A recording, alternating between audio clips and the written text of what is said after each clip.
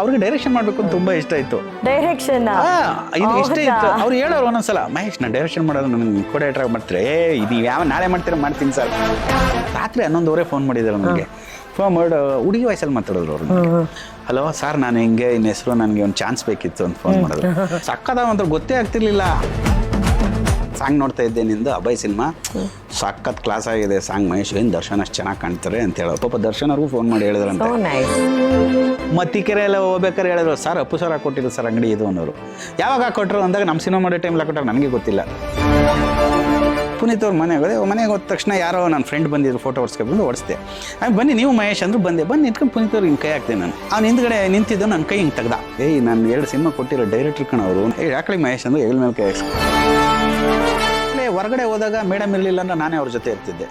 ಅವರು ಒಬ್ಬ ಹೀರೋ, ನಾನು ಸಪ್ರೇಟ್ ಆಗಿರೋ, ನಾನು ಅವ್ರು ಒಂದೇ ಬೆಡ್ಡಲ್ಲಿ ಅವ್ರು KGF ಬಗ್ಗೆ ಫಸ್ಟ್ ಮಾಡಿದಾಗ ಹೇಳೋರು, ಎಷ್ಟು ಮಾಡಿದೆ ಮಹೇಶ್, ಎಷ್ಟು ಖುಷಿ ಆಗುತ್ತೋ ಗೊತ್ತಮ್ಮ, ಈ ಥರ ಮಾಡ್ಬೇಕು ಮಹೇಶ್ ನಾವು.